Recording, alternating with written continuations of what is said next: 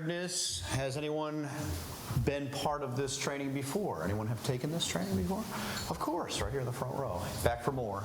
Third time. Third time. Okay, all right. That's how good it is. Third time, definitely. I'm William Beal. I'm a councilman here in the town of Wapanger. We had to actually pivot a little bit because I didn't realize that this room was booked, right, Jessica? We booked this room, double booked it for the town board meeting and the Citizens Preparedness training. So we had to move the town board meeting up an hour because 2 months ago we didn't realize that October 14th was going to be the holiday, the day after the holiday, right? So we had to move the meeting up an hour so we could be here together and learn about preparedness. And basically this evening, the objective is to provide you with some information on how to be better prepared in the event of an emergency or a disaster.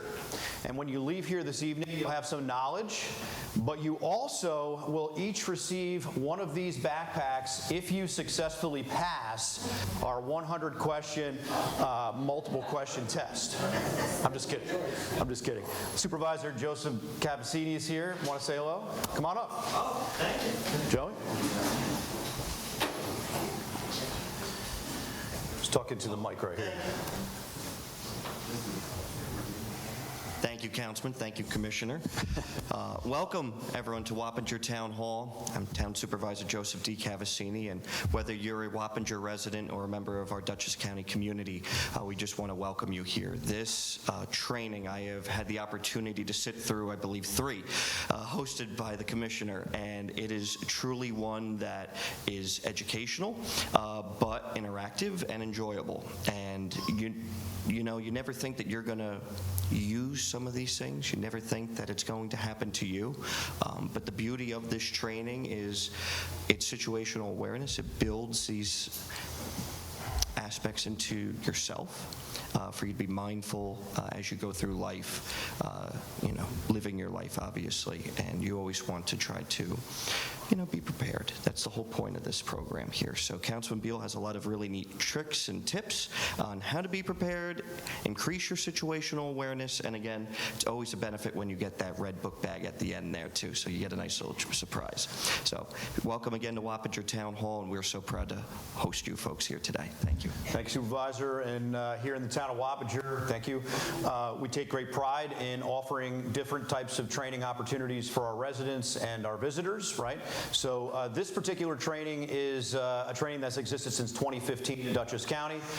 We have offered this in all corners of Dutchess County over the past 10 years. We were the first in 2015, the largest single training of preparedness between New York City and Albany at Dutchess Community College when we kicked this off. At that time, we were in partnership with the state of New York and the county of Dutchess, former county executive Marcus Molinaro at that time. And we've continued this training throughout every corner of Dutchess County. I mean, the northeast corner of Dutchess County, Millerton, which you better have a full tank of gas before you start driving to Millerton because you end up on the corner of Massachusetts and Connecticut, right? We've been to Red Hook in the other corner. We've been to Beacon, Dutchess Junction area, East Fishkill, and here we are in the town of Wappinger. We try to bring this here every other year, right? We're in high demand. Our Medical Reserve Corps here this evening wearing their MRC gear. Our volunteer inner circle, I call them. Wendy Katie is our coordinator of the Medical Reserve Corps.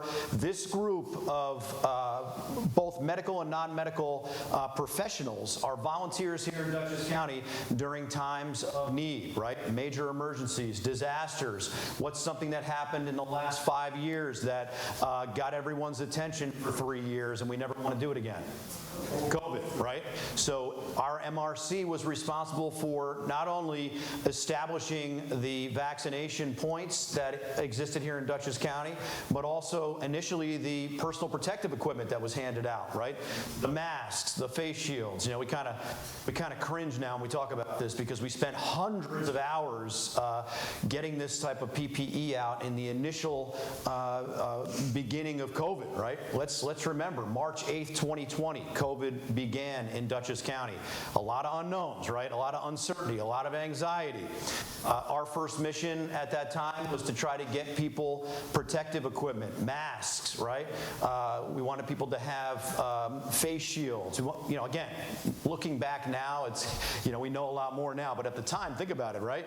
We know that something is spreading in our community. How can we try to stop the spread, right?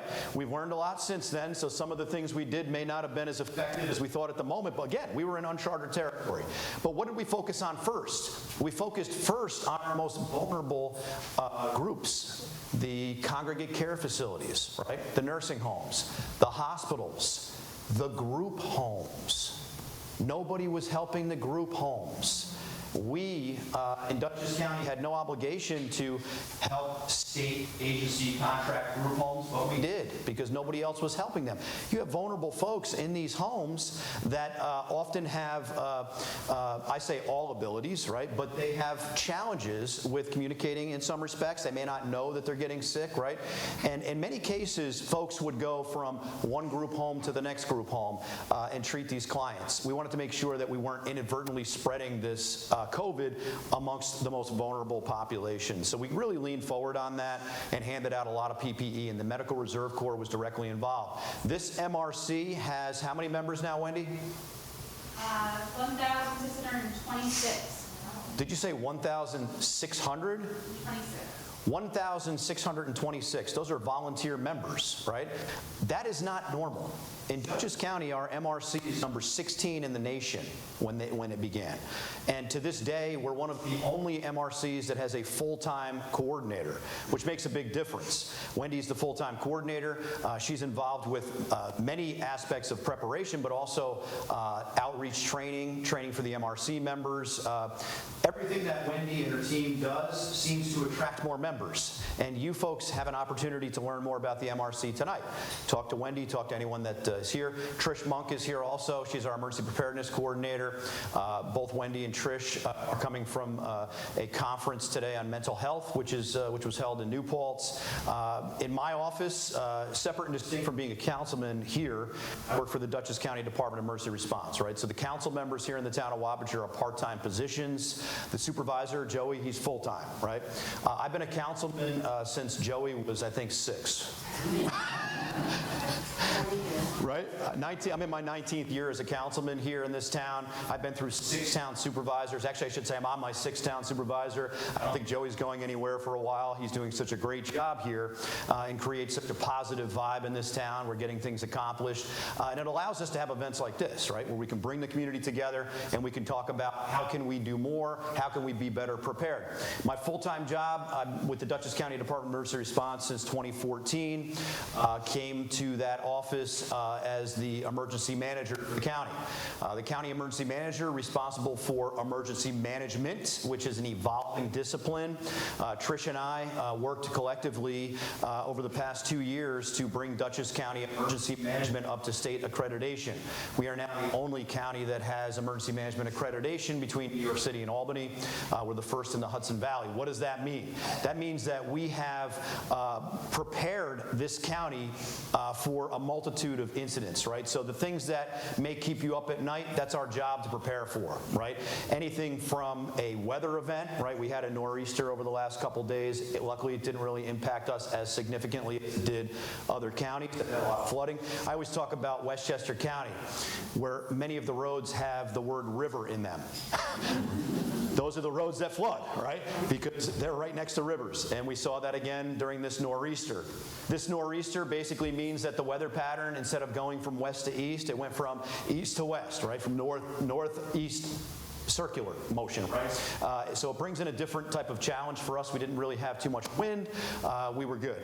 But other weather events have, in fact, impacted Dutchess County in significant ways. We're going to talk about what those look like. Today, after being with the Dutchess County Department of Emergency Response since 2014, most recently, I was promoted to Commissioner of the Dutchess County Department of Emergency Response. I was the acting commissioner since January, and on September 9th, I was effectively or officially appointed as commissioner. So now I have the responsibility of our Dutchess County 911 Center, Dutchess County Emergency Management, Dutchess County Fire Coordination and Mutual Aid, Dutchess County Emergency Medical Services, and we'll talk about some of these things. Also in our campus in Hyde Park, we have 988 as well. So we have 911 and we have 988. Does anybody know what 988 is? suicide. So the 988 is now the National Suicide Prevention Hotline. It's also a helpline here in Dutchess County. Our 988 operators answer the bridge phones up and down the Hudson River. They also take, obviously, phone calls, people that call 988. They are responsible for saving many lives as mental health professionals 24/7. What we tell folks is if you are in mental health crisis or someone you know is, don't hesitate to call 988. Those resources exist here in Dutchess County 24/7, 365. 911 is for what? Emergencies, right? So as you can imagine, we get a lot of 911 calls that are not emergencies, right? So it's important that it be a true emergency if you're calling 911, since especially over the past couple days, they're handling a lot of call volume with respect to what they're doing. So here in Dutchess County, we are unique with the 911 and 988 co-located. From an emergency management standpoint, we're also unique because after COVID was officially over, well, COVID's not officially over, but COVID, the emergency ended, right? Dutchess County decided to integrate public health preparedness into emergency management, right? So before COVID, public health and emergency management were doing their own thing. You may remember when COVID first occurred, at the beginning you had the guys from the U.S. Public Health Service wearing the Navy uniforms doing all the press conferences. Then it evolved into FEMA. The U.S. Public Health Service was able to provide information. FEMA was able to actually stand up the vaccination sites and to actually move things from point A to point B. In our county, we have incorporated the public health preparedness side with emergency management, co-located them within the same building so that we can work together on the same mission. And post-COVID, some examples where we've worked together are different types of diseases that we're monitoring, trying to stay ahead of. What do you think an example of a disease that can impact a large population could be? Measles, right? So, go ahead. Whooping cough, right? So, we've kind of become more aware of public health post-COVID. Do you agree? Right? We never really thought about pandemics. We never really thought about how a large-scale impact or what that would look like from an illness until post-COVID, right? So now, as we move forward in Dutchess County, we don't want to, again, fall into that school of thought, right? So within our office, we have an individual who is the Public Health Emergency Preparedness Coordinator.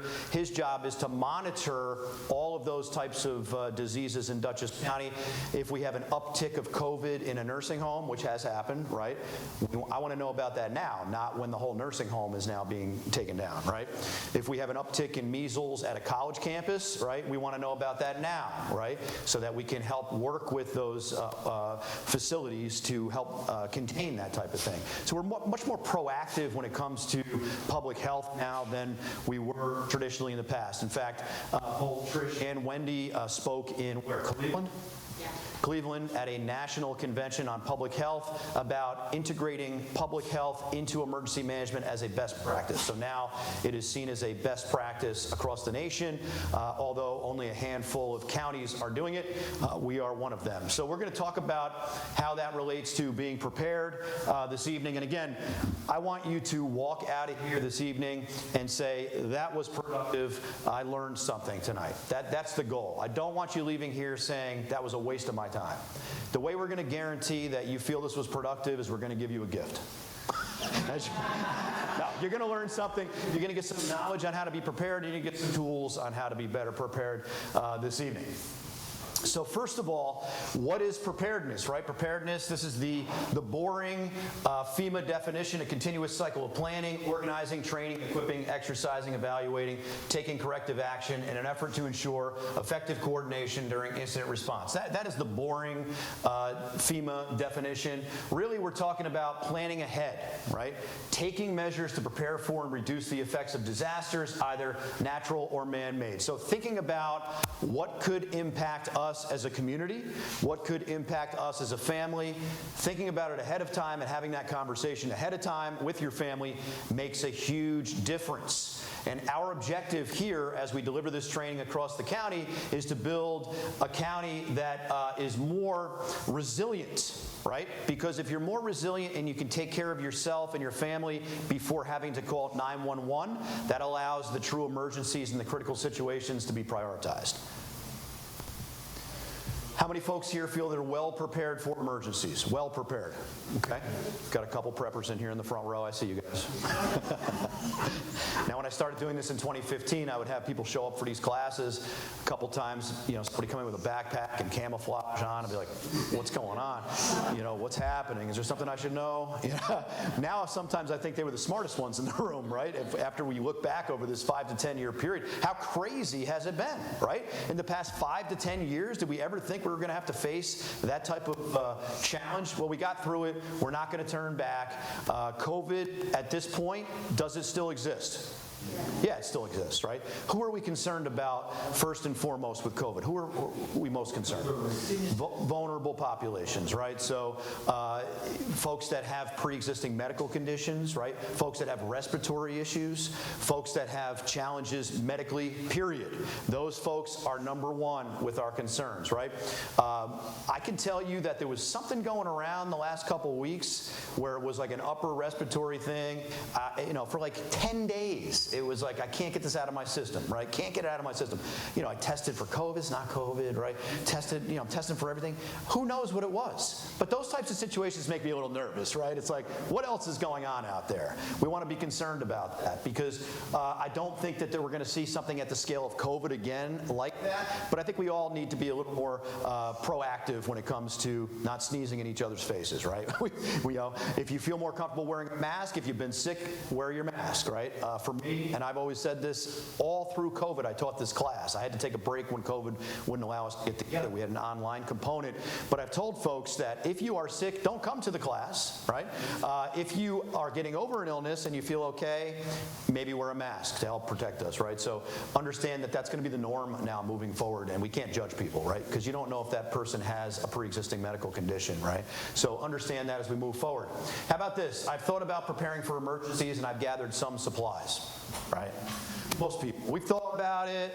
We've gathered some supplies. We bought some canned food and everything like that. Then we ate it all. You know, yeah. Most people have thought about it and gathered some supplies. I know it's important to prepare for emergencies, but I have not done so. Typo. I fixed it. You did? Oh, this is the old version. Okay, sorry.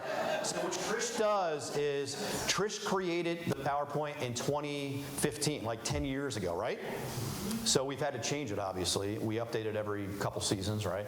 Post-COVID, we had to change it. What Trish does now is she will sneak things into the slideshow to keep me on my toes. But this is actually the last slideshow, so I don't have the new one, right? Right, Alex? She will sneak stuff in, and we saw this out in Beekman, where you snuck stuff in, we caught you. But no, she never sneaks in a typo. That's obviously, that's my fault. I'll take the blame. I do not know how to prepare for a disaster. You don't have to raise your hands. There are folks out there that don't know where to start, right? So we want to give people the tools to get started. That's what we're going to do tonight. Well, we asked people, what do you think? What's prevented you from being prepared? I don't think anything's going to happen. Well, you could think that all you want. Based on what we've seen over the last 5 to 10 years, something's going to happen, right? We want to be prepared for that. I can't afford all the supplies. That's a real issue for folks, right? How many jobs do you have to work now to live in New York State? All right, it's crazy. I mean, it's unsustainable. So we understand that folks have to prioritize, right? That's why we're giving you some things for free tonight. I don't like to think about disasters. Nobody does, right? I mean, there's days I'll get home from work and I don't even want to turn on the news, if you want to call it the news these days. It's hard to even tell what the news is, but there's always something that is going off the rails. I mean, how about that explosive factory in Tennessee? I mean, what a tragedy. I mean, yeah, right? There's, you know, they asked the sheriff, what's left? Nothing. That right there rocked houses 2 miles away, right? That is a tragedy. Certainly, could that happen here? Well, we're not building, TNT or munitions or anything around here, but could we have an issue where something explodes? Has that happened in Dutchess County where something blew up? Yep. Barton Orchards, right? Barton Orchards, Village of Wappingers Falls, right? Barton Orchards had the propane truck that had a malfunction, and it started releasing propane in between the two buildings where the pilot lights were on. How's that going to wind up? Not good. Luckily, the driver got out and evacuated the buildings before that fire began. Not a lot of people know that, but she is responsible for saving lives that day. Unfortunately, these things happen. Village of Wappingers Falls, right? Just down the street. This was a couple years ago, maybe not even a couple years ago at this point, but contractors working on the street on Brick Row, probably one of the oldest village streets, right? Brick Row is called Brick Row, and somebody made contact with a lateral, it sounds like, and gas started getting into the basement of a building. And you ever have a gas odor in your house? The last thing you want to do is turn a light on or flip a switch or anything like that. That creates an arc, right? Or they may not have flipped a switch. Could have been the furnace kicking on, right? It ended up being an explosion. People were seriously injured. Thankfully, nobody died that day, but there are still people recovering from that tragedy. So these things do happen, and we'll talk about how to be better prepared in those situations, but sometimes in those situations, there's not a lot you can do, depending on where you're at. Just know to get out of that area. I have no time to plan, right? Who here has a lot of extra time? Right? I mean, for me, it's like if I'm not, like yesterday was a holiday for the county, right? And I had both my kids, 4 and 7 years old. I said, this will be a relaxing day. No, not a relaxing day. Kids wanted to do things all day long, which is great, but it's tough to plan for these types of things if you have things going on all the time. I know help will come when I need it, right? So most of the time, help will come when you need it. 911 in this area right here. How many folks are from Wappingers here? Yep. Whereabouts everybody else from? LaGrange. Hyde Park. You came all the way down here? All right. Furthest distance travel? Anybody beyond Hyde Park? Go ahead. Rhinebeck. Right. You came from Rhinebeck down here? Wow. Okay. All right. That's good to know. We got a trophy in the back, I'm sure. Yeah. So. Rhinebeck, great volunteer fire department, Rhinebeck Fire Department, right? LaGrange has a combination career fire department here in the town of Wappinger, all volunteer departments, paid EMS. Everyone's going to come in a timely fashion on a blue sky day, right? Blue sky day, normal day. But if we're being impacted by a storm or if we have a significant call volume going on, could there be a delay in the first responders arriving? Yes. Certainly. One of the biggest challenges is when we have a weather event and there's trees and wires down all over the place, right? They can't drive over them, and finding alternate routes sometimes can be a challenge. So we want you to be prepared to take care of yourself during those types of situations. So tonight we're going to talk about being prepared, understanding the risks, understanding your needs, making a plan, building a kit, staying informed. These are the things you're going to learn here tonight. Understanding the risks. Here in Dutchess County, this class specifically speaks to some of the impacts you could see here in Dutchess County. There's another version of this preparedness class that is offered by the Red Cross. There's another version that's offered by New York State. They don't specifically talk about Dutchess County, right? We talk about Dutchess County. Know the types of hazards in your community and how to respond to them. Be aware of any warning and notification systems that are available in your area. How can we talk to you? If we have actionable information to give to you, if you need to evacuate, if you need to shelter in place, you need to understand how we can communicate with you. We'll talk about that tonight. Dutchess County, about 300,000 residents. About 1/3 are concentrated in the southwestern quadrant, which is where we are right now. So in the southwestern quadrant, we have 1/3 of our entire county population. How does that impact me as an emergency planner? What are some challenges when you have that type of population in one area? How to get them out of there. Right, so densely populated areas create challenges for getting from point A to point B, how to manage folks that may not have vehicles, right? You may have situations where there's more vulnerable population in one particular area. What's interesting here is 18.5% of the population is over 65, 18.4% of the population is under 18, and then within there, 8 to 13% is under 65 years of age and has a disability. So when we talk about preparedness, as a county, we have to prepare for the whole community. So if folks have challenges with mobility, I don't like to say disabilities, I say all abilities, right? If there are folks that have special needs, we have to accommodate them, right? We have to plan for that. We can't just say, we're going to plan for most people, not all. No, we have to plan for all people, the whole community. And that's why we point out the population under 65 that has some sort of challenge, right? We border the Hudson River. We have several flood-prone watersheds, including the Wappingers Creek, Fishkill Creek, 10 Mile Creek, limited north to south and east to west transportation corridors outside of the major thoroughfares. What are some north and south corridors here in Dutchess County? Route 9, Taconic State Parkway, 9G, shout out to Rhinebeck, 9G. When I go to the Dutchess County Fair, I take 9G, right? But those are the roads that everybody knows. So if we have to evacuate an area, you want to know the back roads, right? You want to know how to get around because everybody else is going to be on the main roads. So if for some reason you have to leave the area, you need to know how to get around, up there, 9G, Rhinebeck area. What's that road? Violet Hill, I think, goes right over there. Only certain people know that one, right? So if you live in that area, you got to get through that way. Be familiar with that. What about west to east or east to west transportation thoroughfares? 52, 84, 44, 55, right? 199 on the top side. The thruway or 84 in Dutchess County. So understand that those major thoroughfares are going to be very potentially packed with vehicles if we have to move people. Understand that. Have you ever driven around Fishkill and seen evacuation route A? Yeah. So about 3 years into this job, I was actually doing a CIS preparedness program at the town of Fishkill, and somebody said, what is that evacuation route A? And I'm thinking, I should probably know this. Like, what is this? That's an Indian Point evacuation route. So back when the Indian Point evacuation plan was still in effect, I think it still is. They're decommissioning it, but it's going to take years for it to be fully decommissioned. Those evacuation routes come out of western Putnam County up into Dutchess and then go down to Brewster. That's where the reception center is. So if you ever see that, what is that? That has to do with Indian Point.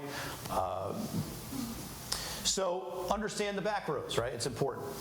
2 commuter rail lines plus Amtrak, right? So we have the Hudson line, we have the Harlem line, we have Amtrak running through. Why, as an emergency planner, do I need to know about commuter rail lines?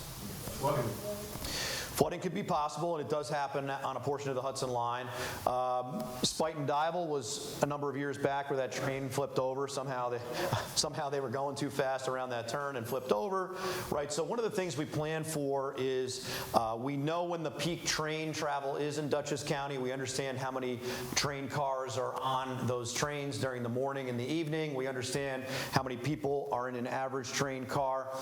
If there was to be an accident, we have pre-deployed mass casualty incident assets around Dutchess County that can respond. So you may see, you're not really supposed to see these, but there are trailers that say mass casualty trailers, which, we don't drive those around the public a lot because imagine, why is the, mass casualty? They're pre-deployed to different fire stations. They're 25 patients each, right? So if something happens, we already have them out there, right? We don't have to go to Hyde Park and get them all. They're already out there. So those are the types of things we do to plan. The same thing with the airport, right? So Hudson Valley Regional Airport, formerly known as Dutchess County Airport. Who lives near the airport? Anybody? Is it getting busier? Yes, way busier. Yeah, it's getting busier. So we just did an exercise with the airport. When was that, Trish? August? It's all blur to me at this point. So in August, and we did a tabletop. So a tabletop exercise is where we sit down with everyone that could respond to an incident and we talk it through. and we determine where the challenges are as we talk it through. There's aircraft emergencies on a regular basis there. There was just one the other day. They don't crash most of the time. It's usually like an engine failure, oil failure. You know, they don't know if their landing gear locked into place, right? So there's generally a response on a regular basis. Our role was to ensure that all the incoming agencies can communicate with each other properly, that nobody's going out on the runway before they get clearance, and that we can respond to a part of the airport safely, right? So we did a tabletop where we did the discussion, then we did the functional exercise where we actually had an aircraft. We shut the airport down for a couple hours, had an aircraft on its side, and had a full simulated response, no lights and sirens, but a full simulated response. We had patients, actually MRC members that were playing the role of patients laying there, and then as units arrived on scene, they had to assess the patients, package the patients, and it was really a good exercise at the airport. That's something we're going to do again next year. If you want to join the Medical Reserve Corps, you could become a victim if you want. Just saying. And they moulage. You know what moulage is? Yeah. They put the makeup on, and right? We're doing moulage at the next one, right? Yeah. And the idea is to create a realistic environment. You want to create certain stressors for the first responders. You don't tell them the scenario. They show up and they have to figure it out, right? That's what we do in Dutchess County. We did a similar type exercise at Arlington High School 2 years ago, God forbid, for an active shooter response, right? I know we don't like to talk about it, but we do exercise here regularly that type of response. And it's not just law enforcement in Dutchess County. We integrate tactical medics into the mix. We have EMS, fire, and police integrated into teams responding into these types of incidents, because we've learned that we have to get in there and get the victims out. We cannot wait. And here in Dutchess County, we're very aggressive and proactive with ensuring that we're going to be getting on the scene and saving lives, okay? Related to that, we have a great program, Stop the Bleed, here in Dutchess County, where you can learn about tourniquet application, you can learn about run, hide, fight. It's a great program. The MRC can connect you with information on that as well. That's taught by the Dutchess County Sheriff's Office and the Medical Reserve Corps. It's another great program. Maybe we'll bring it here at some point in the future. We also have one large electrical substation in Dutchess County, one telecommunications switching station, the Iroquois pipeline. That's all critical infrastructure. Anybody watch 60 Minutes this past week? Where they talk about critical infrastructure and cybersecurity on water, right? On a water plant, that is a challenge, right? Where they're seeing foreign adversaries trying to hack into water plants at the municipal level. Here in the town of Wappinger, we take that very seriously. In Dutchess County, we take that very seriously. But here in the town of Wappinger, a portion of New York City aqueduct actually flows underneath what part of our town? The main part of town. Chelsea. So Chelsea, which is down by the Hudson River, if you go down River Road North, you'll see the New York City Department of Environmental Protection.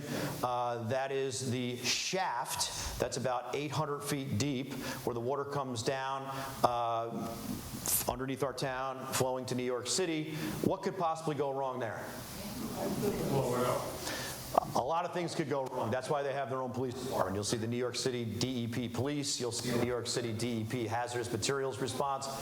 They have a very secure facility there because 50+% of New York City's daily drinking water flows under the town of Wappinger. So the reason why the pizza tastes so good in Manhattan is because, right? It's because of that water. That's why. We do not take water out of that aqueduct at this point, but Newburgh does right now. It's very expensive water. We have our own water here in the town of Wappinger. However, we're working on creating a mechanism as a backup, right?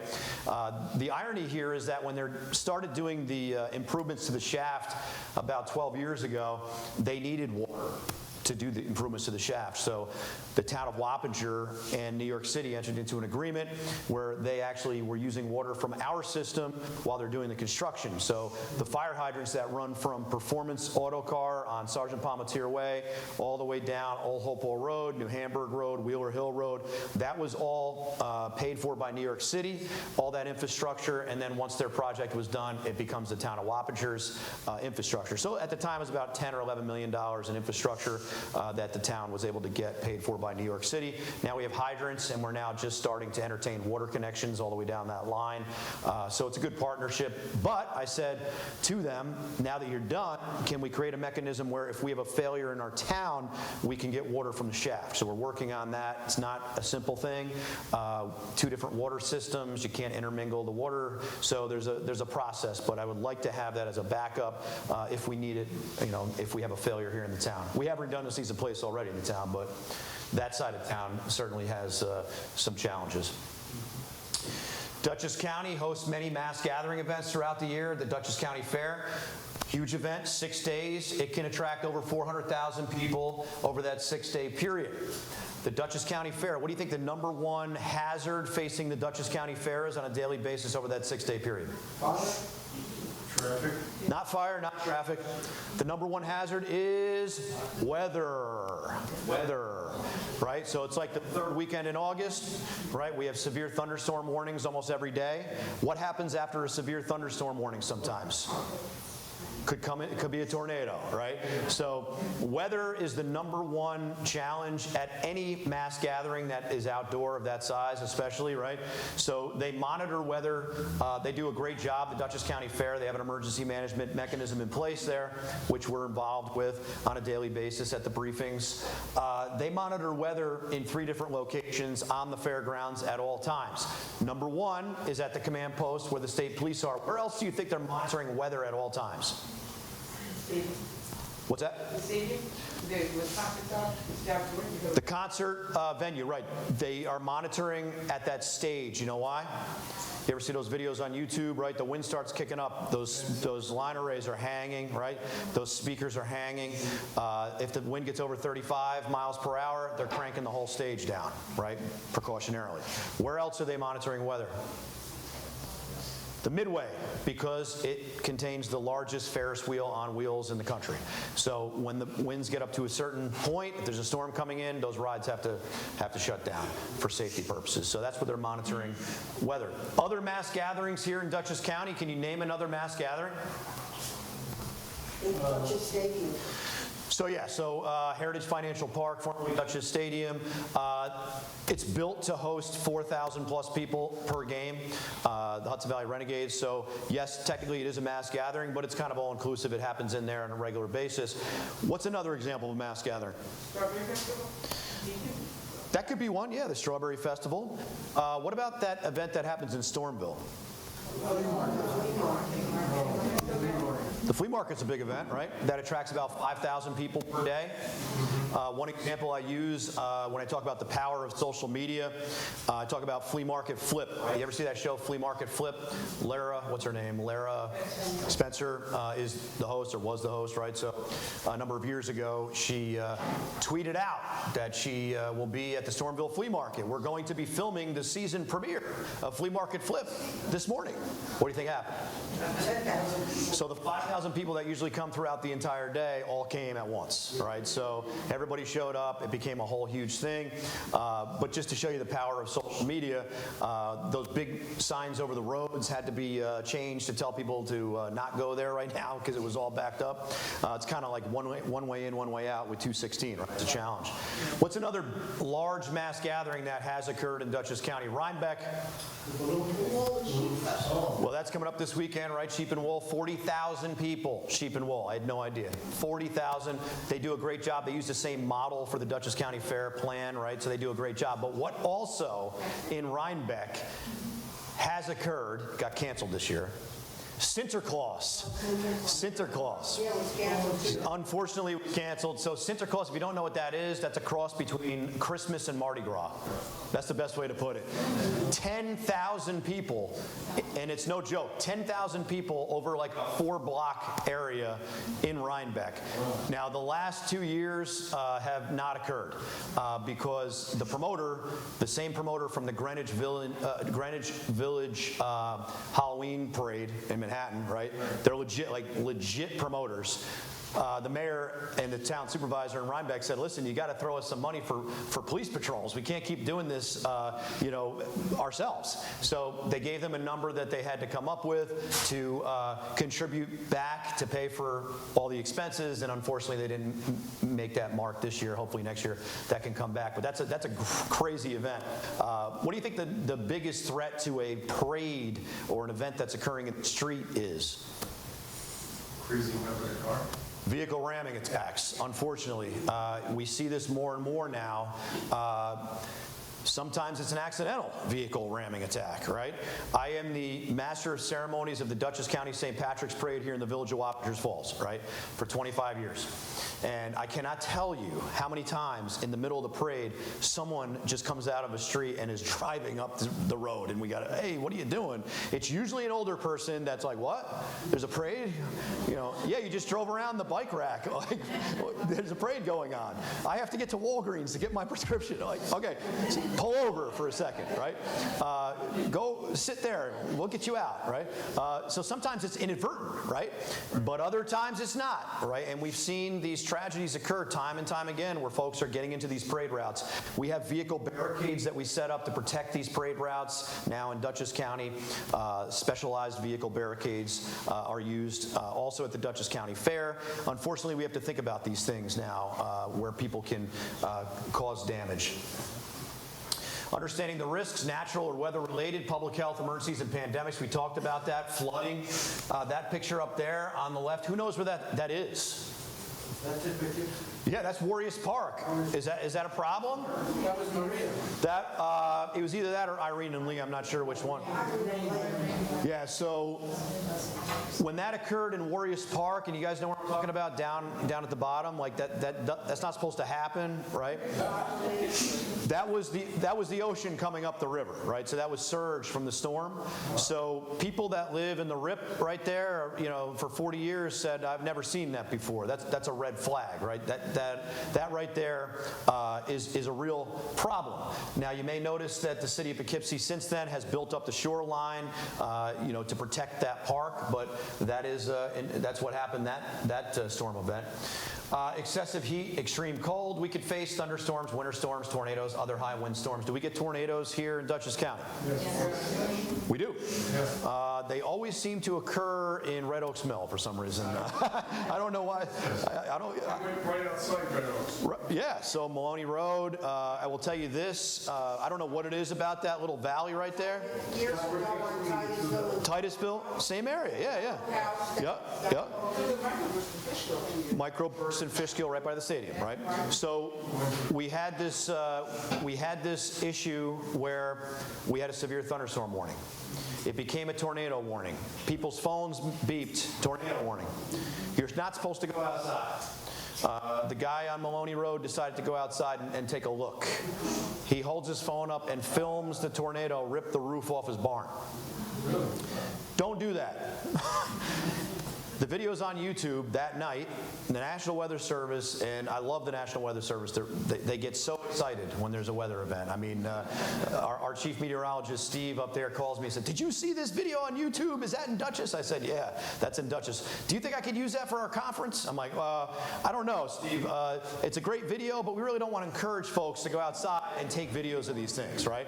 So the guy was lucky. Nothing hit him, but he did get a good video of that tornado. If you get that tornado warning on your phone, don't go outside and investigate, because that is a geographic notification. That is a polygon, as we call it, that's drawn around your area where they're seeing pink on the radar. That means shelter in place, and we'll talk about that in a minute. Understanding the risk, technological and man-made, extended power outages. We don't get power outages in the town of Wappinger, do we? So power outages happen on a regular basis. It's gotten better in recent years because you'll see Central Hudson has crews out there trimming all the trees way back, right? Being proactive. They're now required to do that. A lot of times it's a tree that falls on a wire. That's what brings it down. Never approach a downed wire. Always assume that it's live. You may not look like it's live, but if you get within 10 feet of that, it could actually jump and you could get injured. So power outages, we have a great relationship at the county level with Central Hudson and NICE. NYSEG, this is Central Hudson's area here. When there's a power outage, we are on the phone with our contacts getting what's known as ETR, estimated time of restoration. For me, I need to get power back on as quickly as possible, especially when there's residential neighborhoods impacted. Why? Bad things happen the longer power is out, right? What do you think can happen? Who do you think is impacted the most by a power outage? People on respirators. Vulnerable populations, right? We all can handle a power outage for the most part for a day. We get to 2 days, it's an inconvenience. What do you think happens at 3 days? People doing that. I have a generator too. Ever since I bought my generator, I haven't lost power. Thank God, I don't ever do. I'm serious. Ever since I bought my generator, I haven't lost. I've been dying to lose power just to use it, right? If it keeps the power on, I don't care if we never use You sound like my wife. I bought the generator. I'm ready to roll. Right? That was like 3 years ago. I'm still waiting. So the point is, though, most people can do okay 1 day, 2 day. You get to 3 days, that's where you start seeing problems. That's where I need to start talking about sheltering people. Once we shelter people, we own them. We have to feed them. We have to manage their medications, right? We have to take care of every single thing. So if I get the power on quicker, we're not going to have to deal with that, right? So that is our priority, not only in the town here, but in the county. I've been dealing all weekend with a power outage in Wingdale, right? All weekend. The problem with Wingdale, it's the end of the line. So NYSEG, which has that area, is going to get everybody else back on until that one location that I was dealing with all weekend, which happened to be a tower site where we used to dispatch emergency services, right? So critical infrastructure should be prioritized. We're working on it. Somebody missed the memo on that one. Communication outages. I used to do this class and I would say the millennials are lost when the cell site goes down, right? Now everybody's lost. Why? Because people got rid of their landlines, right? How many people still have one? You still have one? No, saying the wire people. The copper, yeah. So now what does everybody have instead of the old-fashioned copper line? They have the triple play. They have the cable package that has the voice over internet phone. So when your cable TV goes out, you lose your phone. Right? That's a problem too. So here's the thing. When your power goes out, the Public Service Commission has the authority to tell the utility companies, step it up, let's go, let's go, let's go. You're going to get fined this many dollars a minute if you don't get the power back on. When communication goes down, that doesn't exist. Cell phone towers are not required to have generators. How about that? How crazy is that? For me, that's a concern because now most people, some have back, some do, some don't. The problem is, how are you going to call 911 if you don't have a landline and you have a cell phone? We have some areas of the town here where the cell service is not that good. We have put up some we have facilitated some new cell technology in certain areas. Old Hopewell, Shamrock, right? Where the hill is on Old Hopewell Road. There's areas where there's no cell service, and we have these mini cell things. You'll see them up on top of the telephone poles, right? That's for public safety purposes, right? I understand people want to use their cell phone, but my concern is let's make sure you can call 911 if you need help, right? So communication outages used to be an option. Now they have become a real serious problem for folks that can't call 911. How many folks in here had a notification on their cell phone on July 15th that the 911 system was down? Yes. You all should have got that notification if you were here. Trish sent that out. Right there. So here in Dutchess County, we have the technology to send out what's known as a wireless emergency alert. It's a different platform, okay? Similar to the Amber Alert, similar to a weather alert that you'll get on your phone. The wireless emergency alert technology that we have, we've been testing for 3 years, once a month. Never had to use it. 911 goes down, and that's because a cement truck took down a wires. Don't get me started on this one. How that one wire could control the whole 911 center. The redundancy failed. Once it was down, we reverse engineered the consoles, come up with 7-digit numbers. I said, Trish, this is our chance. This is our chance to see if it works. So Trish sent out an entire county public alert that said 911 is down, because we're only going to send these out if it's an imminent emergency. We considered that an imminent emergency because if someone's trying to call 911 and they're not getting through, they're going to get this on their phone to call this 7-digit, right? What we did not anticipate after we sent out that to, I don't know how many hundreds of thousands of people, what do you think happened next? I'm standing in the 911 center. The 911 dispatcher says, "What are you guys doing over there?" And I said, "You'll see." She sends the alert out. Everyone, all the 911 dispatchers' phones go off. Like, "See, guys, we sent it out." Oh, that went out to the whole county. What do you think happened next? Hundreds of calls started coming in. People calling the 7-digit numbers to ask us what's going on. Hundreds. We took 300 calls. So the dispatchers were like, the call takers were like, "What are you guys doing? What are you doing?" We thought we were going to have a break here with 911 being down, but what ended up happening was 300 people called to see what was going on.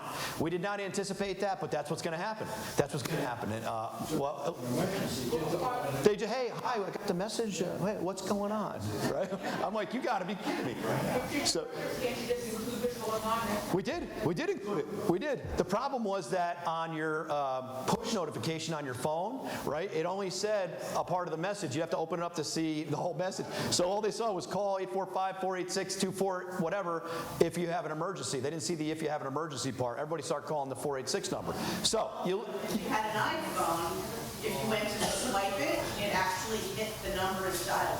if you swiped it up on an iPhone, it called us, right? So you would never know this until you did this, right? So now we know moving forward, maybe we need to articulate it a little differently on the screen, right? But the bottom line is we know it reached everyone. Not every county has the ability to reach every person during an emergency. Go ahead. Well, I didn't get that notification, but my extra thought is, everybody calling you, why don't you put out a public announcement that if this should happen, there will be this number Yeah. to use as a backup, so we're all like aware of it in a real emergency. Agreed. So we're going to do a little more education on the front end, right? So folks, if you get this message on your phone, don't call us unless you have an emergency, right? So again, we know it works. Not every county can do this. Actually, most counties in New York State don't have this ability, and that's a problem. You see some of these documentaries on Netflix about Joplin, right? We were watching that one. I always watch all these disaster ones.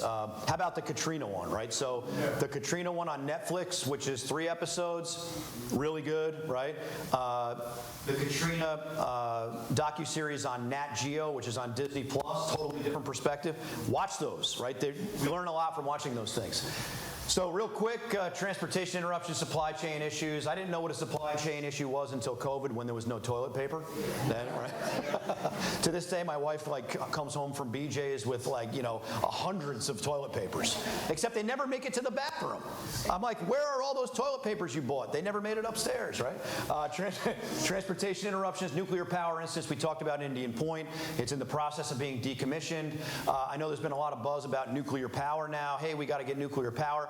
I'm not against nuclear power, but let's not build the plant right in the most populated area of the state of New York, right? That's probably not the best approach, right?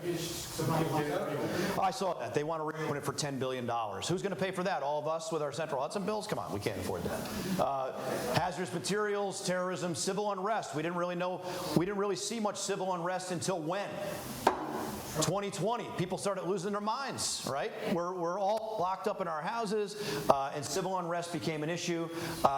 We understand what that is. Chemical and biological threats also. But the question becomes this: what is Dutchess County's #1 threat? What do you think can impact or has impacted the most people in Dutchess County at one time? All right, so good point. So when we did this hazard vulnerability analysis, and I changed your slides, by the way, I stuck in an old slide. Watch. In 2022, sorry, Trish. In 2022, when we did this risk assessment, #1 was pandemic. Why? We were in one. We were in one, right? Never did we see pandemic on top of this list ever until we were in one, right?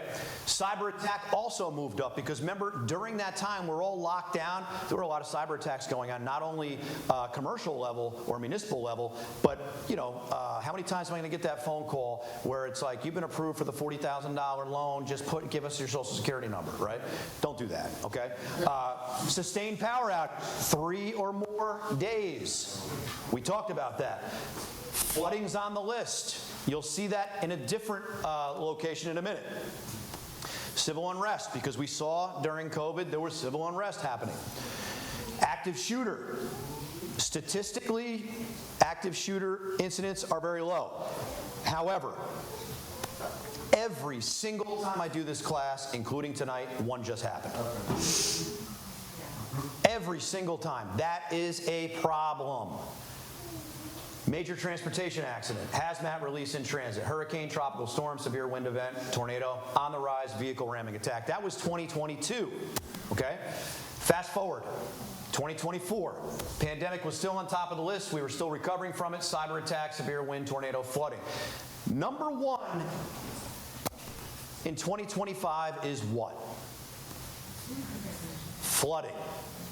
Flooding is the number one hazard affecting the most people in not only Dutchess County, not only New York State, right? We're seeing more flooding incidents than we have ever seen before. I live in Rockland, people are there. Last 2 years, I started buying flood insurance for my house. I don't live in a flood zone, but I'm thinking, you know, this climate change that people are denying is causing a lot of storms. So here's what I say in this class, right? Because I don't get into the politics of it. What I will tell you is this. We are seeing trends of more frequent impacts, right? We're seeing storms that are impacting us more. We're seeing flooding that's impacting more people, right? So we have to be prepared for that, right? And this list right here kind of speaks to that. The point here is we want you and your family to be prepared. You are the bottom of this pyramid. You and your family first, okay? Your immediate neighbors, right? So your neighbors, talk to your neighbors. When you drive by, they should wave at you. There's one guy on my street that still does not wave at me. I'm not sure. My wife said maybe he just doesn't see me, but it's been hundreds of times. I don't know what the deal is. I'm going to stop. The community, right? The fact that you're all here right now shows you're going to be more resilient than others, right? Local government, that's the town, that's your first responders, right? County government, we support the local government. State government, federal government. Notice how federal government is on top and it's the smallest part of the pyramid. FEMA is not a first responder, right? So if you watch those Katrina documentaries, you know, it's the responsibility of the local government to respond first. It's the responsibility of the local government to plan. It's the responsibility of the local government to be the first responder. FEMA will come and assist in an amount of time. They will put together a response mechanism, but FEMA is not a first responder. So understand the role and responsibility of government in a disaster. We want you to plan with your family and know your neighbors. Actually talk, and when we have the younger crowd, we always tell them to put the phone down and have a conversation, right? Understand your needs, right? Who you're planning for matters in preparedness and response. We want to always ensure that if we have individuals with physical disabilities in our home, that we are planning for them. Individuals with limited English proficiency, the elderly or infirm, children, individuals with disabilities that affect communication, individuals with social and emotional disabilities, individuals with cognitive disorders. The point of this slide is we must plan and prepare for all. That's the bottom line here. Make a plan. We want you to make a personal preparedness plan, a family communications plan, shelter-in-place plan, evacuation plan. It sounds complicated. It's not, right?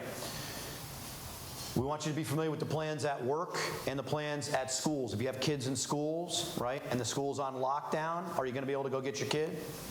No. Understand how that works ahead of time, right? Your personal preparedness plan should include a description of limitations, accommodations, medical conditions, and/or functional needs. For example, if you have an elderly person in your home, make sure you're planning for them as well. Medications, medical supplies, equipment needs, space needs, procedures, treatments, allergies. Oh, we want you to sign up for the Dutchess County Access and Functional Needs Registry. And we'll have an opportunity for you to sign up for that. So we in Dutchess County have a registry of folks that have access and functional needs. Here's how it works. If you're unable to evacuate yourself, we want to know who you are and where you're located, right? This information, we maintain a database of folks that cannot evacuate themselves. You know, the mantra has been lately, age in place, right? Folks that are getting up there in age may not be able to, like my dad. My dad's 86. It's a little tough for him to get up quickly and move around, right? We want to make sure that we have those people on our radar. My dad lives by himself. I call him 3 times a day, but it's his choice. He wants to be independent, which is great, as long as he can be. But if there's an emergency, we need those people on our radar. If I have a major storm event impacting a specific community, I want to be able to pull up that spreadsheet and say, we need to make contact with these people, right? And we do that. Many times they already have family that is handling things, but there are times where we have to send a sheriff out to a house to make contact with a person to make sure they're okay. That's what we do in Dutchess County. The Dutchess County Access and Functional Needs Registry, I'll show you how to access that in a minute. The registry helps responders plan for people who may need special assistance during emergencies, especially during evacuations. Back to the Katrina documentary. A lot of vulnerable people in the 9th Ward, right? It's not necessarily about the color of your skin. It's about socioeconomic status. Folks that don't have the means, right? You have all these folks that don't have vehicles. What are we doing? How are they going to evacuate? They couldn't evacuate with a vehicle anyway. They had a plan in New Orleans that was a product of an exercise the year before. In 2004, it was Hurricane Pam, where they had charter buses that were under contract to come in and evacuate the 9th Ward. Contract was canceled early 2005 for funding reasons. So that did not work. Here, we can't be reactive. We must be proactive. If we know we have communities in Dutchess County, which we know we do, mainly in the urban settings, how are we going to get folks that have no way to evacuate themselves from point A to point B? What are we going to do? We have plans in place in Dutchess County. And we must ensure that each and every person has the ability to evacuate. That's what we do. This registry is meant for people who live independently or without live-in support, right? They have no support system in place. They need us to assist. Free, voluntary, and confidential. Yeah, we don't share your information. We want people to put their information into this registry. We keep it. The only people we share it with are the first responders that may have to come out to you. Right? So, for example, City of Poughkeepsie Fire, right? There's areas in the City of Poughkeepsie we do this training where folks don't have transportation. They may not be able to evacuate themselves.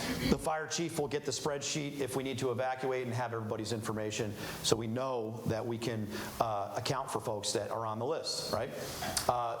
That's all we share it with are the first responders. It's very important that folks understand there has to be a plan. The family communications plan, getting the family together, right? Know how to communicate with your family. Keep a written log of phone numbers. Why are we keeping a written log? What happens when your phone dies? Can anyone here remember their significant other's cell phone number? I can. Well, maybe I can. But when you're in a panic mode or there's an emergency going on, your brain is like this, right? You're like, what's the number? Write them all down, okay? This way you can call people that you need to talk to. Maybe you have to use somebody else's phone, right? Write them down. Know how to get information from community resources, including your child's school, right? So the schools do a pretty good job at pushing that information out so you know what the plans are, right? But be familiar with their policies ahead of time. Text messages and social media may be more effective for communicating sometimes if the cell phone system is backed up, right? You might be able to send a text. I mean, there's a lot of platforms now that you can communicate with people, right? You can send a message over, Facebook Messenger, WhatsApp. Those types of platforms may work as well. Keep important numbers and documents together. Right? What is an example of some documents that you may want to keep together? Medications. List of medications. Right. Get everyone on the same page. Write your plan on paper. Give it to your family members. Right? So in other words, what they want you to do and what we want you to do, if you have a family, sit down and have a conversation about this. If something goes off the rails, if something goes wrong, this is what our plan is. Right? And we'll talk about that. What if we can't communicate, right? What if the cell phones are down? Do we have a plan? In Moscow. Well, smoke signals, right? How will you get your family together? Have that plan in advance. Okay, if we can't get a hold of each other, let's go to this location, right? Let's go to Aunt so-and-so's house, right? If we can't get back to our own house. Have that conversation ahead of time. It's important. Barriers to communication, landlines down, cell phone lines overwhelmed, power outages, inability to charge cell phones. How do you charge your cell phones if there's a power outage? In your car. In your car, right. Or you can have a battery, brick, right? Yeah. Think about these things ahead of time. The internet's down. Will this take your phone down too, right? So if you have a landline that relies on internet, voice over internet protocol, if you have one of those phones, which I have one of those, when the cable goes out, your phone doesn't work.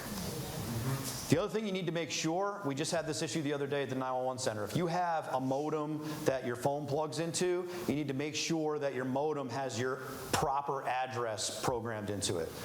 Because we had a situation where a person lived in Dutchess County, moved to Florida, took the router, had an emergency, and we're getting the address point in Dutchess County and the emergency's in Florida, which is crazy.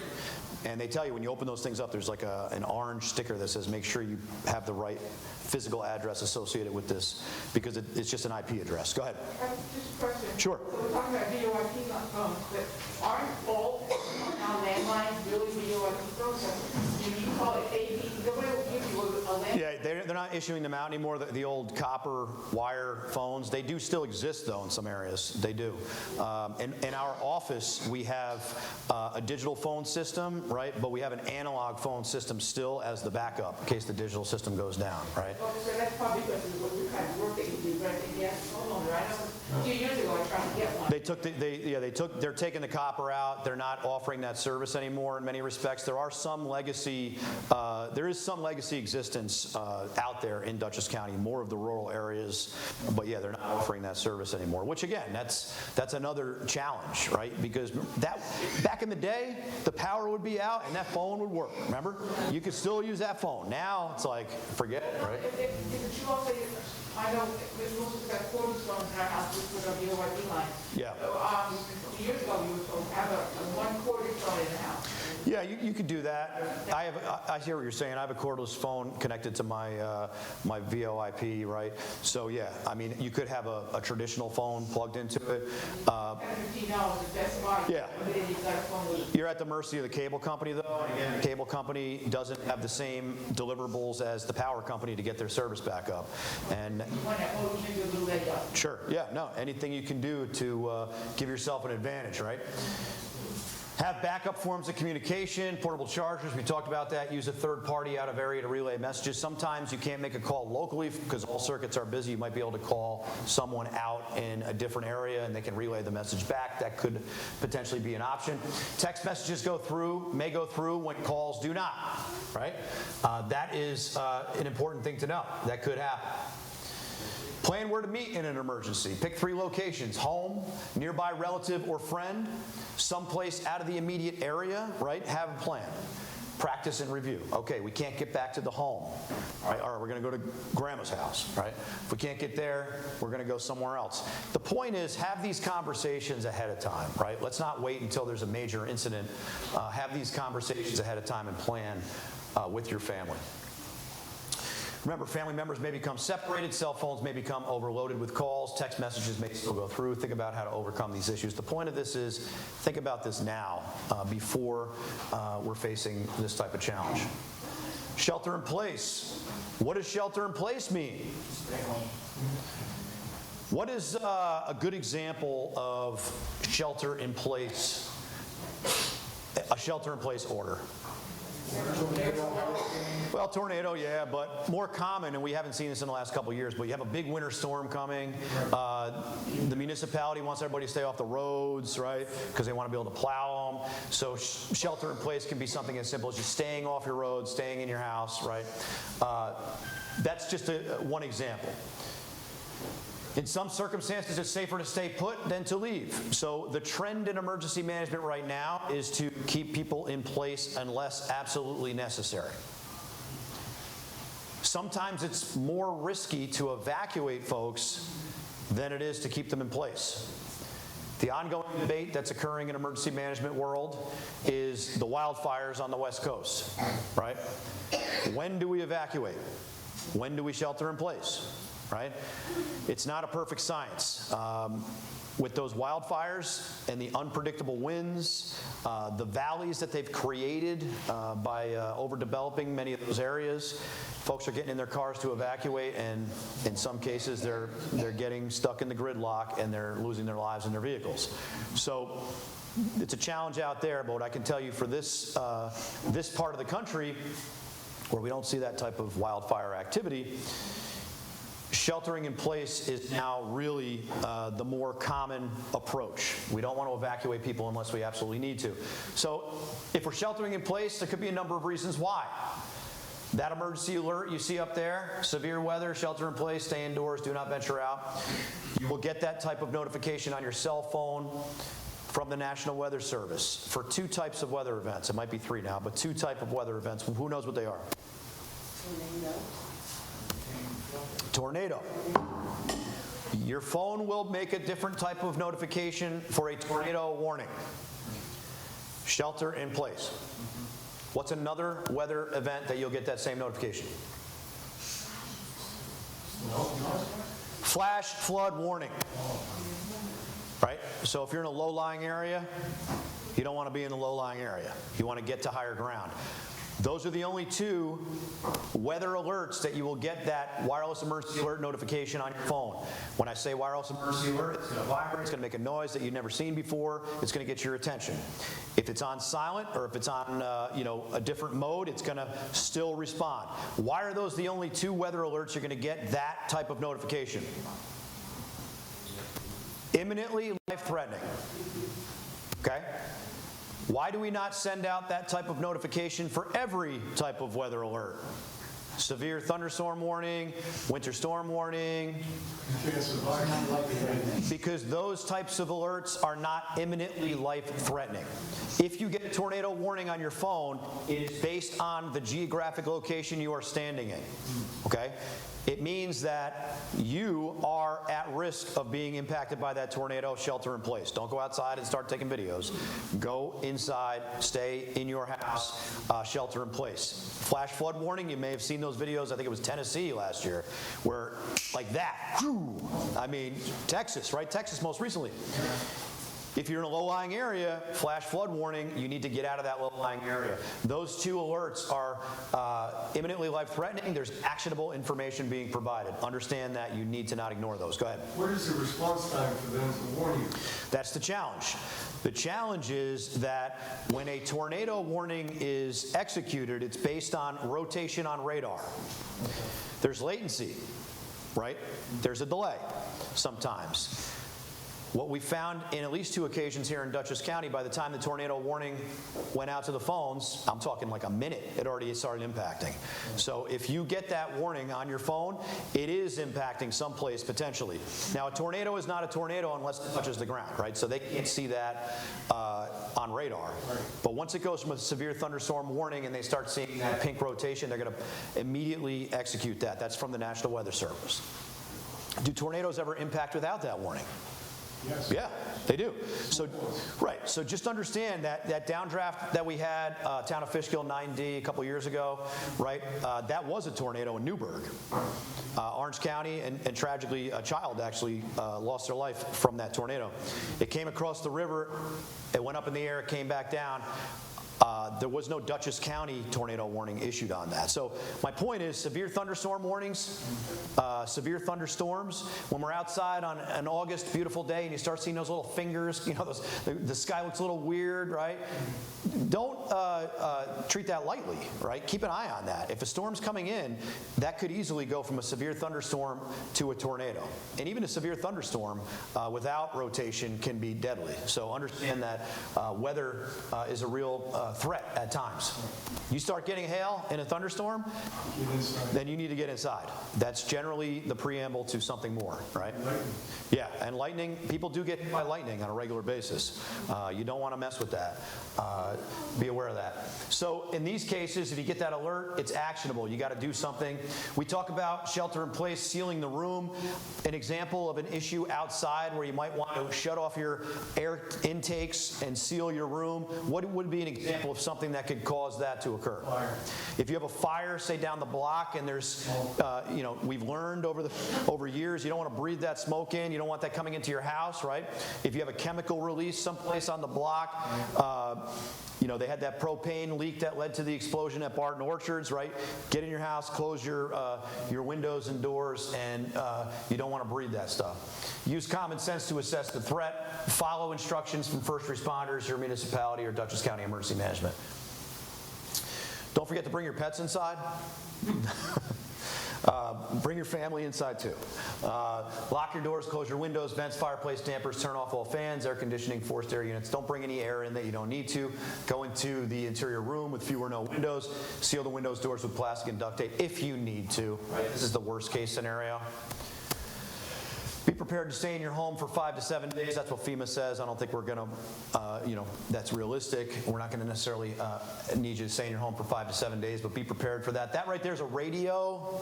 See that? It's a radio. Radio still exists. We do utilize traditional broadcast radio and television to get information out to the public. So have a radio. You're actually going to get a radio tonight. You're going to get a radio. And they work. Keep non-perishable food items, emergency water, safety supplies. Maintain your home in working order. Learn some basic skills to keep your home functioning. Listen for instructions from the local authorities. You can use that on your radio. Evacuation planning. Evacuations can occur with very little or no time to spare. We talked about this. We try not to evacuate people unless we absolutely have to.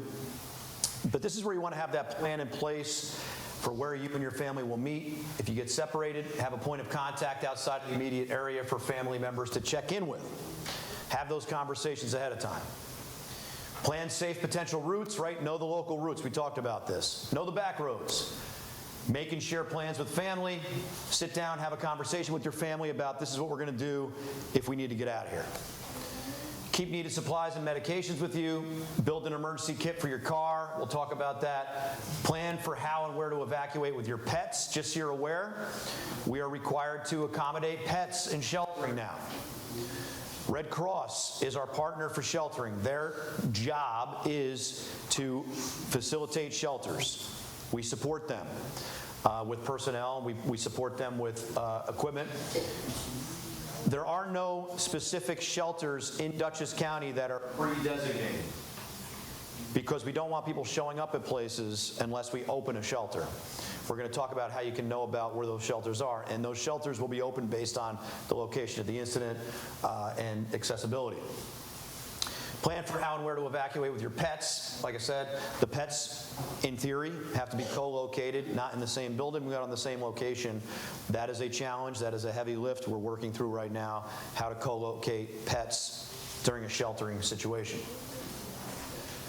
For your home, plan safe and alternate routes in your home. Be familiar with how to get out of your home. Have this conversation with those that live in your home, right?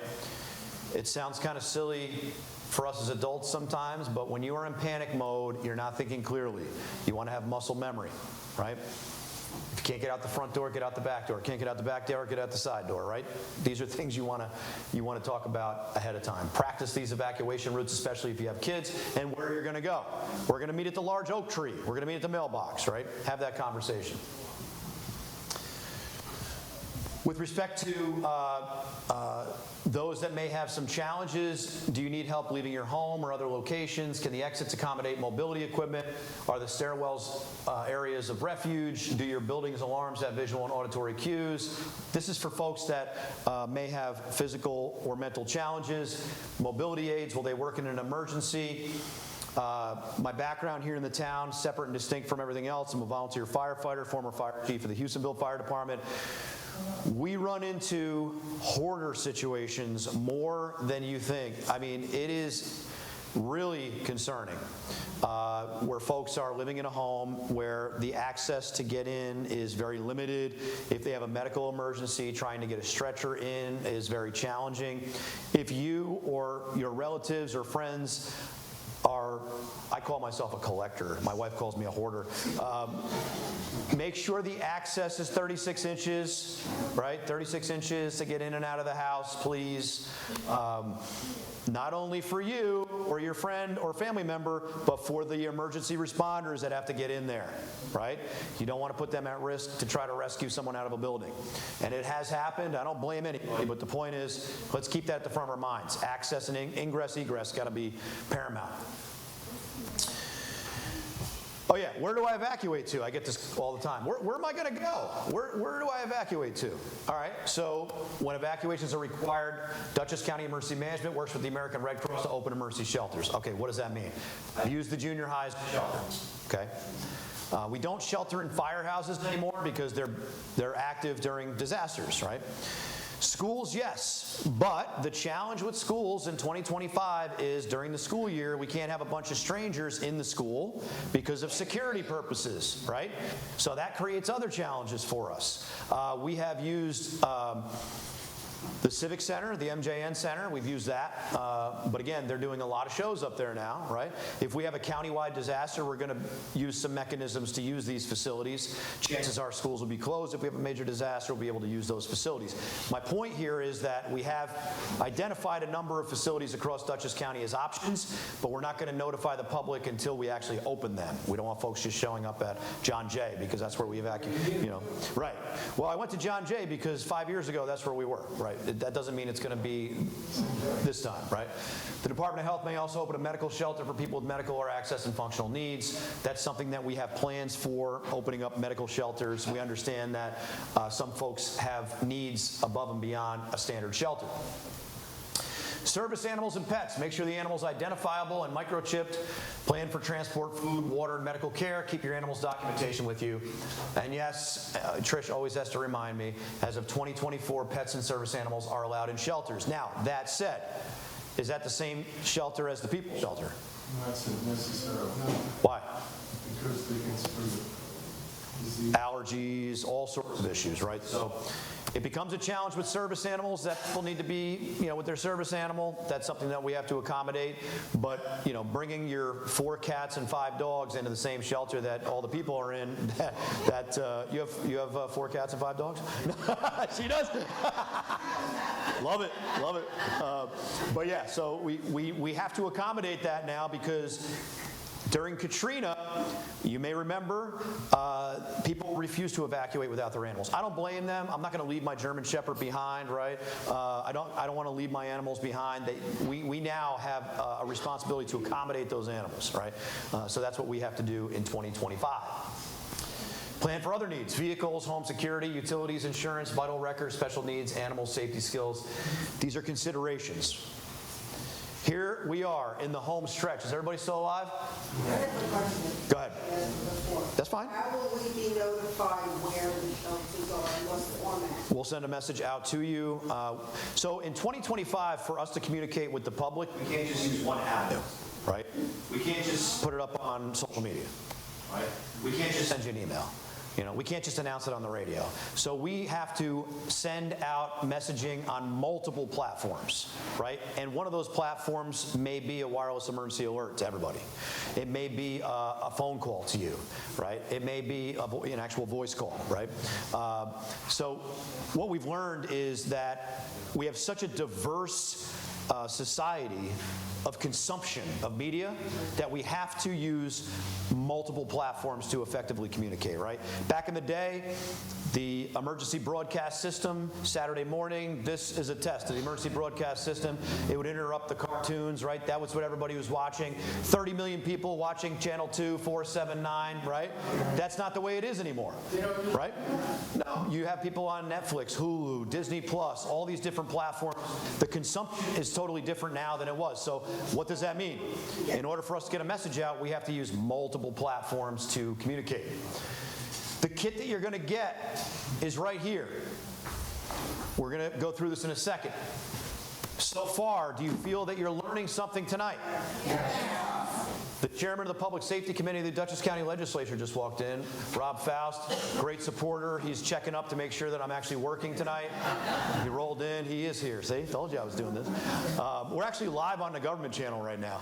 We're live. Normally we record it first. We can edit it nice, but because the zoning board meeting is going on down the hall, the camera guy said, you're just going to be live on the TV channel. So we're live on channel 22. Actually, right now we have 12 viewers. So thank you all. So the viewers at home are not going to get this kit because these folks all came here. And for the viewers at home that are going to email me, text me, and call me and beg for a kit, sorry, you have to attend from front to back in order to get this thing.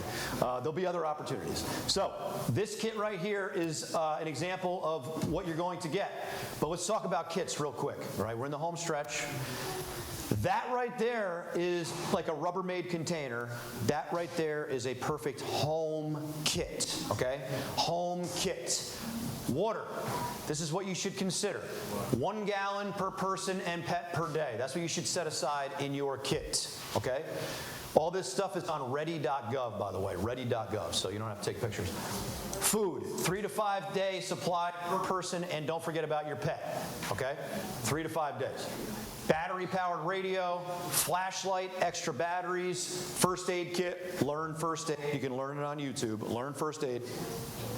Sanitation, hygiene supplies, matches, container, prescription medications, and glasses. Important documents, what do you think? Yes. Give me an example. Passport ID. Medical list. List of medications. Birth certificate. How about your deed to your property? What I would say is don't put the originals in here, right? Put the originals in like a safe someplace. Put copies in this, okay? Copies, here you go. Credit card, bank info, social security card, deed, right? Why would you need the deed to your home? Well, if you have to evacuate an area, right, and you want to come back into that area, they often ask you for proof. Why do we have to ask people for proof to get back into a neighborhood? Because looters roll in, right? You're not a looter, you own the house. Here, show some proof. Insurance cards, wills, deeds, immunization records, even for your pets, licenses, birth certificates, passports, right? This type of thing. Copies in your kit, right? Copies. Other things to consider. Whistle. What's a whistle for? If you're down and you need to get somebody's attention, right? Extra clothing, manual kitchen tools, wrench or pliers. We don't get into shutting off gas and water in this class, okay? However, if you want to learn more about that, you can read it on the FEMA website. If you need to do that, you want to have a wrench or pliers. Cash coins. How much cash should you have in your kit? $50. Okay, $50. 1,000. There's always one. There's always one. 1,000. Come on, this guy's got $1,000. You got an extra 500. Well, but you need gas. Okay. But here's the thing.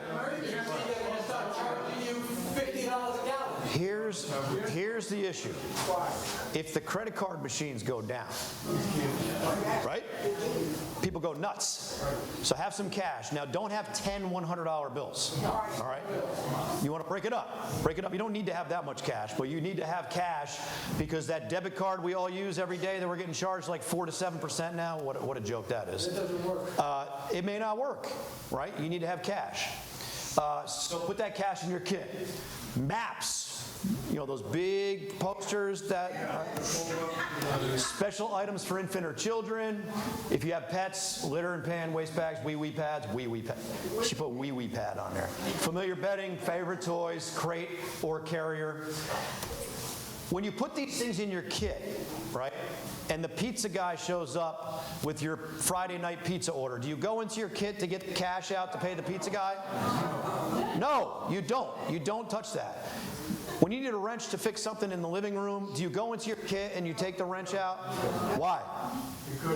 Because it never gets put back, so don't do that. Put it in your kit, leave it in your kit for the emergency, all right? You'll thank me later, trust me. Other items to consider, mess kits, disposable flatware, feminine hygiene items, sturdy shoes, sleeping bags, fire extinguisher. These are things you want to have in your at-home kit. Don't touch the stuff in your kit. Leave it in your kit. Did those lists mention batteries and flashlights? Yeah, it did. Yes, it did, and I have a solution for that in a minute. Car or work kit. Let's go through what's in here, okay? This could be your car. Oh, this mic is on. Sorry about that. People at home, sorry. Car or work kit. So here's what you're going to get in your kit. You're going to get the first aid kit that we talked about, okay? You're going to get a pair of gloves, okay? You're going to get a dust mask. This is not an N95. This can also be doubled as something else. Yeah. Coffee filter.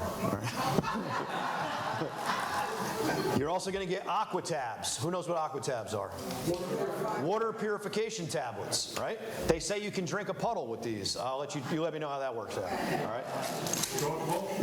You're going to get an emergency poncho that can also be used as an emergency water collection device. That's what they say. Or a shelter, right? Yeah, if it's big enough. Oh, you're going to get, hold on. You're going to get an emergency blanket, right? All right. You're going to get tissues. You're going to get, oh, this is kind of crushed, but it still works. This is a pump flashlight. Yes. So you don't need batteries, right? Yep, crank ones. You're also going to get a transistor-style radio, and they work. So we used to have the Rayovac batteries in these kits. Now we have the Panasonics. So what I would say is make sure you have an extra set of batteries. These are actually better batteries than the last kits. I don't know. We're down to 80 kits left after tonight. We have 400 or 500 coming in. I requested the good batteries. We'll see what we get. We don't know. All these are paid for with federal grant funding, by the way. Did you guys see last week how the federal government said we're not giving New York State any Homeland Security funding? Yes. That was not a good day for us. That's how we pay for all this. The Homeland Security funding that comes into Dutchess County, we choose to give it back out to the people, right? Handing these kits out, doing these trainings, all this kind of stuff. So for 3 days, there was politics going on where they were saying, New York's not getting the money. And I'm like, this is crazy. How are we going to continue to do these programs? And then by Thursday of last week, they figured it out. So we're getting the funding again to do this. So we can buy things like this. Who knows what this is? Food. Yes. Lemon-flavored food rations, right? This is good for 10 years. One of these days, and I say this every time, I'm gonna open this and eat it. I want to see what it tastes like. Tastes like the MREs. Right? It's what it is. Yeah. You're also going to get some purified water as well. It's good for 5 years, right? There's a debate out there right now about water, how to store water, right? So when you buy bottled water and you stock up with bottled water, research has been beginning to show that what is occurring? Bacteria growth. Microplastics, okay, if you have the water. Yeah, so what I will say is this. Plastic bottled water, I would say every year or 6 months you probably want to replace it. Let's not sit on 5 years worth of plastic bottled water and then say, all right, kids, that's probably not the best thing to do, because there is some indication that plastic is breaking down. The other option is they do sell canned water, which is kind of like beer cans. Yes. They sell that too. You can see these on the Preparedness websites. It's up to you. But either way, I would argue that you probably don't want to sit on water for too long. You probably want to keep it rolling. You don't want to have it in your basement for 5 years and then say we're good. One thing they didn't mention is water that you should have for bathing and other. That's true. So that's where you can collect rainwater if you need to. Situation like that. Get those 5-gallon bottles. That's right. You can get the 5-gallon bottles as well. What else can you add to this kit? This is just a starter kit. What else can you add to it? Gas mask. This guy's not messing around right here. What does he know that we don't? Hold on. What else? Power cord. Power cord, yeah. How about some duct tape? Duct tape, right? We could fix a lot of things with that, right? Scissors, knife, things like that. When you get your kit on the way out, this is a starter kit. So it's about halfway. So put more stuff in it, right?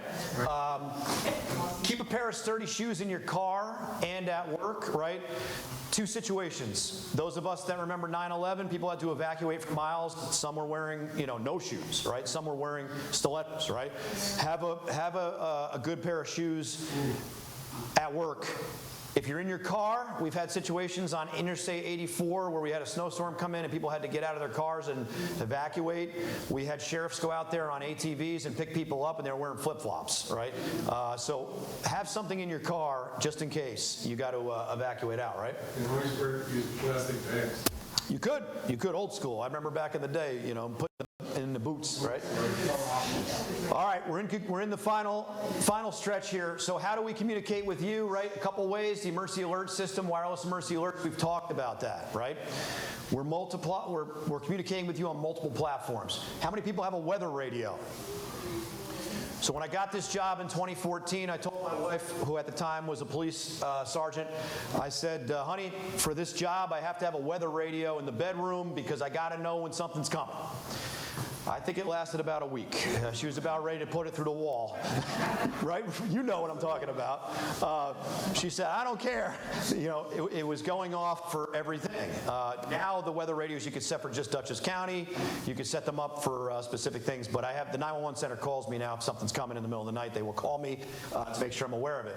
But yeah, weather radios are great to give you a heads up of what's going on.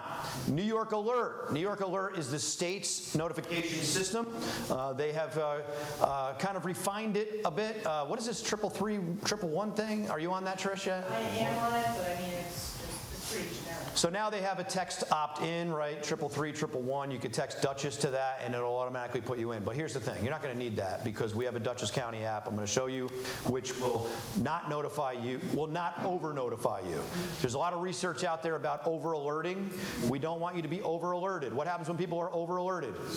They don't pay attention, right? I'm already getting too many notifications on my cell phone. Everybody in this whole room is getting too many notifications to begin with. So if it's an emergency, we want it to be a true emergency. And we'll explain that. On a blue sky day, Dutchess County Emergency Management. Follow us on Facebook, Dutchess County Emergency Management. X, Twitter, Dutchess Alerts. Ready Dutchess on Instagram. Great job, Trish. Got the Instagram going up. We've been waiting for years to get permission to run an Instagram page. We finally got it. Because why do we want to be on multiple social media platforms? Different demographics, right? No offense to anybody in this room. Older people tend to be on Facebook, right? Younger people tend to be on Instagram and what other platforms? TikTok, right? We can't, as a county municipality, we can't be on TikTok yet. We're getting to that point, right? What's another one? Snapchat, right? The point is we need to be able to communicate with everyone from Gen Z all the way on up, right? It's important, and we're working on that. Ready Dutchess is our mobile app. This is what you need to have on your phone. No cost for Ready Dutchess. We do not share your information. What we do is we take all the important information that you need and we push it through our app so that you know weather alerts that are specific to Dutchess County you're going to get. Closure and power outage updates, right? So if there's a power outage in this town, you already have it. If there's a power outage in this town, you could actually click on the map. You'll see the estimated time of restoration. Shelter and cooling center locations. When we open them, there'll be a pin on the map, right? So cooling centers are often open during 3 or more days of heat waves, right? Sometimes folks can't, there's some individuals that can't get cool. They don't have air conditioning, so we open up cooling centers, right? Shelters as well. Training events, preparedness information, receiving critical local information has never been easier. Ready Dutchess. We pay for this platform using that same Homeland Security funding that they were trying to take away. This is free to you. All you have to do is scan the QR code. You can do that right now or at the end of the class. If you open up your camera app, hold it up, click on the link, and it will automatically download. It updates automatically. There's no purchase involved, and this gives us, or gives you the ability to know what you need to know. That is the QR code for it. Feel free to download the app. I'll put it back up in a second. And as we finish this evening, understand that getting involved puts you ahead of the game, right? Just by being here tonight, as I said at the beginning, you're more resilient than others. right? You're going to have not only the knowledge, but the tools to be better prepared. That's important. Getting involved in the community further develops that depth, right? As I mentioned, the Medical Reserve Corps, the MRC, there's a great photo right there, the MRC. They do many events out in the community. Our senior picnics throughout Dutchess County, they're there doing blood pressure checks. They are involved with several preparedness efforts across this county.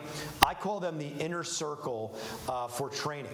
If you have the time to be involved in an organization that's really going to be fulfilling, or if you have a limited amount of time and want to be aware of the training opportunities that they get first right of refusal to, talk to Wendy. Talk to any of our folks from the Medical Reserve Corps. They will connect you. Every Monday there's an email that goes out to all 1,600 MRC members and says, here's what training's coming up this week. If you want to be part of it, sign up, right? And it's free. It's a great tool. Here in Dutchess County, we're very proud of the MRC.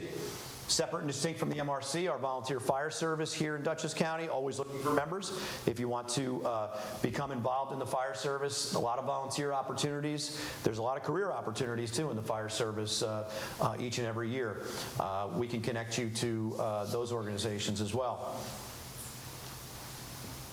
Help yourself and others by increasing your preparedness, as you did tonight. Learn basic skills, know your surroundings, build a network in your community, plan for family members who have access and or functional needs, plan for your pets, know the resources outside of your community. We talked about all that tonight. Remember, your family may not be together when disaster strikes. Make your plans today.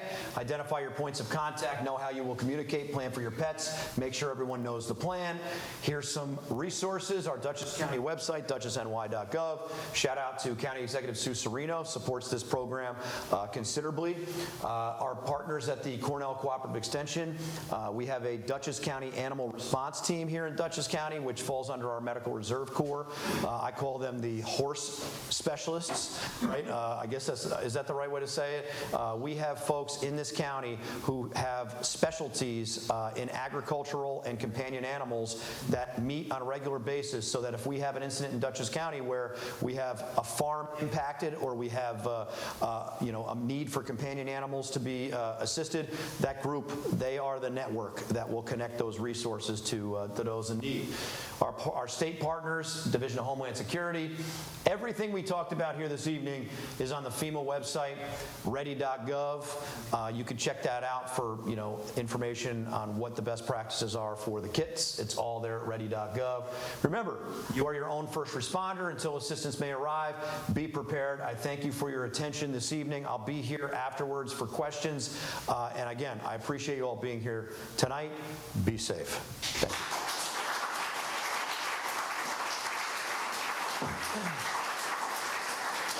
As you exit, you can pick up your kits on the way out, and feel free to ask any of our MRC representatives for information. They'll be happy to help you as well. Thank you so much.